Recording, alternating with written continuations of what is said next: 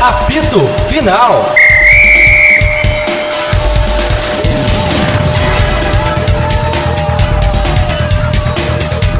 Fala galera, estamos na área com mais um podcast do Apito Final.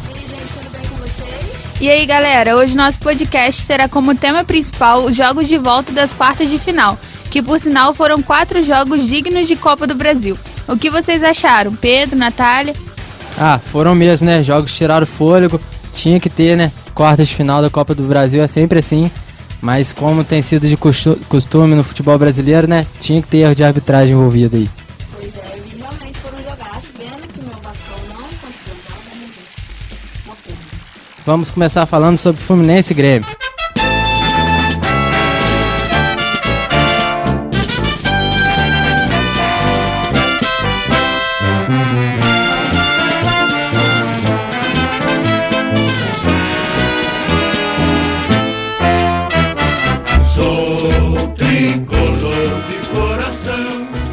Alguém realmente acha que o Fluminense sentiu a falta do Ronaldinho Gaúcho?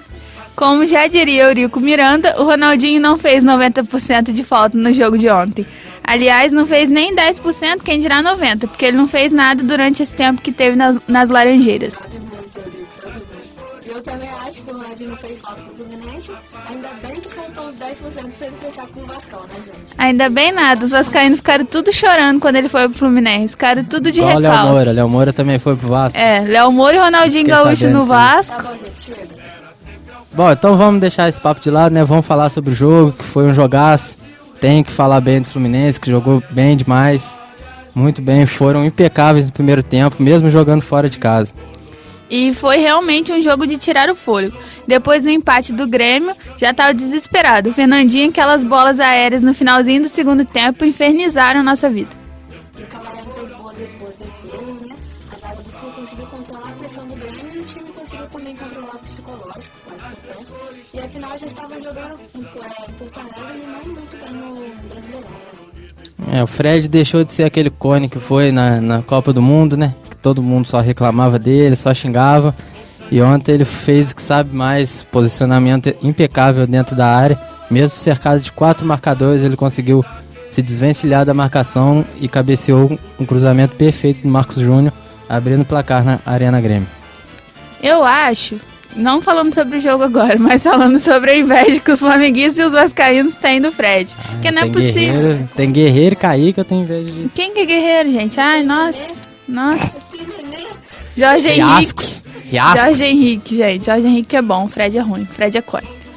Mas o que chamou bastante minha atenção no final do jogo foi a comemoração do Eduardo Batista. Ele que está há pouco mais de 15 dias no comando do meu tricolor, comemorou bastante, abraçou os jogadores e na coletiva ele disse que conseguiu cumprir a primeira missão no time, que era despertar os jogadores. Segundo Eduardo, a vitória de ontem é o primeiro passo da construção de uma nova história para o tricolor. Esse é o empolgou mesmo, hein? Classificou, empatou um jogo e já tá falando nova história. Vamos ver se isso aí vai zicar ou vai ser concretizado mesmo. Empatou um jogo, se classificou para a semifinal da Copa do Brasil, ganhamos do Goiás no Brasileiro, tá? Muito bem, muito bem. Então tá. Acho que essa classificação serviu também para dar confiança pro time e mostrar que o Fluminense está vivo na temporada. Depois de uma péssima sequência de jogos no Brasileirão, né? No último sábado ele venceu o Goiás e agora conquistou essa vaga.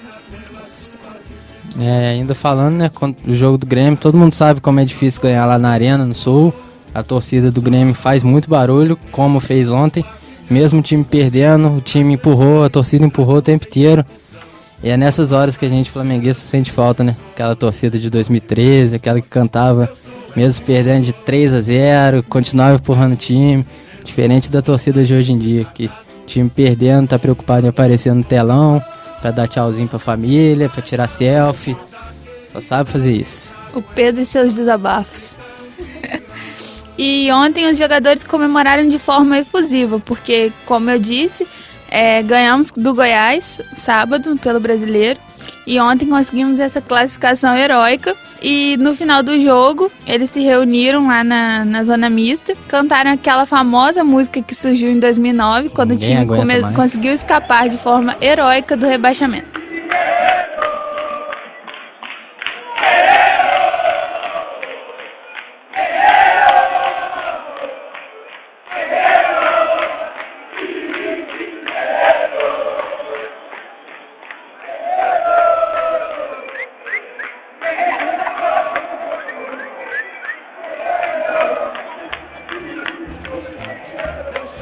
E Fred se mostrou aliviado e disse que o Fluminense tem chance real de conquistar o título e ser campeão da Copa do Brasil de 2015.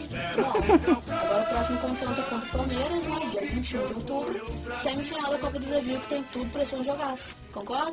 E o Palmeiras, ontem, conseguiu a sua classificação, ganhou do Inter por 3-2. Conta um pouquinho do jogo pra gente, Pedro. Quando surge o alviverde imponente. Bom, quem acompanhou ontem viu que foi um jogaço digno de quartas de final de Copa do Brasil. Os dois times se empenhando muito. O Palmeiras pareceu que ia ter vida fácil, né? Abriu 2-0 já no começo. Antes desse 2-0, falar do pênalti. Brincadeira o juiz marcar um pênalti daquele. Sempre revoltado com a arbitragem, sempre.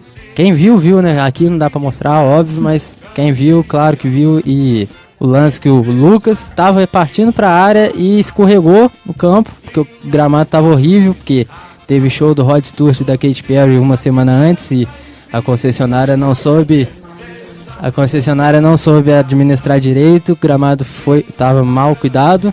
O Lucas acabou escorregando, o Alex escorregou atrás dele, juntos, os dois caíram, lance normal de jogo, e o juizão foi lá e deu esse penal pífio, patético. E com isso o Palmeiras conseguiu o segundo gol, só que aí parecia que o jogo já estava normal, o Palmeiras ia classificar bem. O Inter conseguiu empatar, gol de Anderson e Lisandro Lopes, mais uma vez teve erro de arbitragem, o gol do Lisandro Lopes está impedido. E esse jogo serviu, né, para mostrar que a arbitragem é ruim para todo mundo, que não se importa de beneficiar X ou Y ou prejudicar, não entra com má intenção, eles entram assim porque são ruins mesmo, tem que profissionalizar, tem que...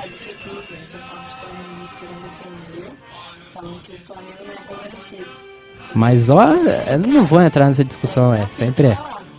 A gente vai fazer uma matéria um dia falando dos erros de arbitragem e a gente vai fazer a comparação de quantos erros a favor e contra os 20 times nessa Série A já sofreram nesse Brasileirão. E com isso o Palmeiras, né, se classificou com a sua torcida que sempre apoia bastante. O Inter mais uma vez vai ficar sem título de caráter nacional, isso está virando rotina tanto no Inter quanto no Grêmio. Mais de 20 anos sem ganhar nada de caráter nacional. E é isso aí. Inter aqui mais uma vez chupando o dedo, né? Sem título. Agora vamos falar um pouquinho sobre o confronto que rolou no Maracanã. Vasco e São Paulo. Que o Vasco que não é um time grande, né, gente? Como todos sabemos. Ai, meu Deus, gente.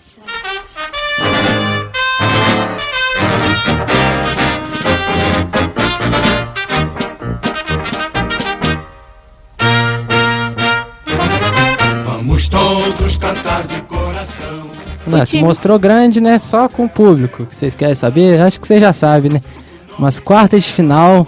Copa do Brasil. Copa do Brasil. Em pleno Maracanã, qual foi o público? Todo mundo falando, eu escolhi acreditar, aquele diálogo que vai mudar tudo. A gente pega pra ver 6.237 presentes. Presentes, não é pagantes, é presentes. Eu me assustei quando eu vi isso. Eu achei que era 6 mil. Teve menos jogo que o Botafogo, teve menos jogo que o Sampaio Corrêa coloca quando joga dentro de casa. Mas vamos lá, vamos falar sobre o jogo que eu sou... Esse é o gigante da colina, não se assustem. Respeito voltou. Voltou mesmo, vocês vão ver, não vai rebaixar. Se Deus quiser, ele vai querer. Bom, vamos lá. O time paulista conseguiu arrancar um empate por 1-1 com o gigante da colina e avançou para a semifinal da Copa do Brasil. O que chamou a atenção na partida foram as entradas de Bruno e principalmente do Ganso, né? No intervalo, mudou a cara do time. As propostas, o Osório, o treinador de São Paulo, ele decidiu poupar alguns jogadores, porque o time tá no G4, quer dizer, tá quase no G4 do Brasileirão, e no jogo de ida conseguiram uma grande vantagem, ganharam de 3-0, por isso ele decidiu poupar. Só que o Vasco começou ganhando, né? Aí, no segundo tempo, o Osório teve que fazer essas mudanças para tentar melhorar as coisas. E, como o Pedro falou, a vantagem do São Paulo era de 3-0. Acho que nem os poucos vascaínos acreditavam que o Vasco ia reverter esse placar. Então, o Jorginho optou por escalar os reservas, já que agora a prioridade é escapar mais uma vez do rebaixamento do Campeonato Brasileiro. E ainda assim, a atuação do meu bacalhau foi super digna, né, gente? Com um belo passe de Lucas, o Riascos arrancou na frente do Rogério Ceni, que defendeu a primeira finalização, mas ele não escapou do rebote. 1 a 0 para a gente. Gente, o Rogério Ceni não pode aposentar, ele tem que ficar aí pra gente poder saber que vai acontecer coisa legal com ele ainda. Ah, vocês são muito oportunistas. Teve 2 falhas só seguidas. O cara é um mito, o cara tá aí há tanto tempo no futebol. Isso é inveja, isso é falta de um ídolo do caráter do Rogério Ceni no São Paulo, no time de vocês. Coitado. Quem que é bom, o Bruno? Bom, o gol do Riascos fazendo gol. São Paulo não pode ser campeão nem pro G4 tomando gol do Riascos. Mas o São Paulo tava jogando muito mal. Aí o gol fez o Vasco acender o jogo, porque o Vasco acreditou, né? O gol foi no começo do jogo. Aí os poucos vascaínos lá começaram a acreditar, mas o primeiro tempo acabou apenas 1 a 0 e o Vasco não conseguiu aumentar a vantagem, e pro segundo tempo continuou difícil, porque teria que fazer mais 2 para levar para a penalidade. Mas com as mudanças de Osório, o time paulista já ganhou outra cara. A dupla fez com que houvesse mais passes e com que a bola chegasse mais trabalhada até o ataque. Saiu dos pés de Ganso e Bruno o drible que chegou até Pato para cruzar para Centurion fazer o gol da vaga. Como muito São Paulino fala, ruim com o Ganso, mas pior sem ele. O Ganso vem muito abaixo do que ele pode render, todo mundo sabe do talento dele. Só que parece que não quer mais jogar bola, tá sentindo falta do Neymar, talvez, a gente não sabe. Mas é isso aí. O São Paulo conseguiu classificar e agora vai enfrentar o Santos, que conseguiu classificar contra o Figueirense. O jogo foi ontem no Pacaembu e o Santos só confirmou o favoritismo e espantou a única zebra que seria se o Figueirense classificasse para a semifinal da Copa do Brasil. O Santos é o novo campeão, glorioso alvinegro praiano, campeão absoluto. E no sábado, o Tricolor receberá o Atlético Paranaense pelo Brasileirão. E o Vasco vai até Ressacada para enfrentar o Avaí e continuar na luta contra o rebaixamento. Confronto direto lá embaixo, hein? Vai ser interessante. Então é isso, chegou ao fim a nossa segunda edição. No nosso próximo podcast a gente vai explicar para vocês sobre os esquemas táticos, né?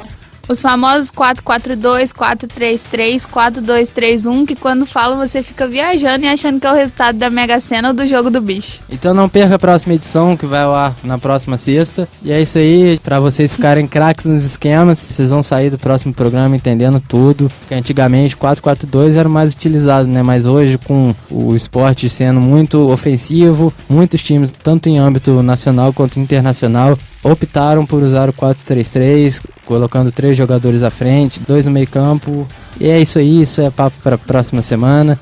Fiquem ligados com a gente, valeu pela audiência, galera. Pois é, vocês não podem esquecer também de acompanhar a gente no Facebook, no Twitter e no nosso site oficial, Palpite Final. E para vocês não ficarem perdidos, deixaremos na descrição desse vídeo os nossos links.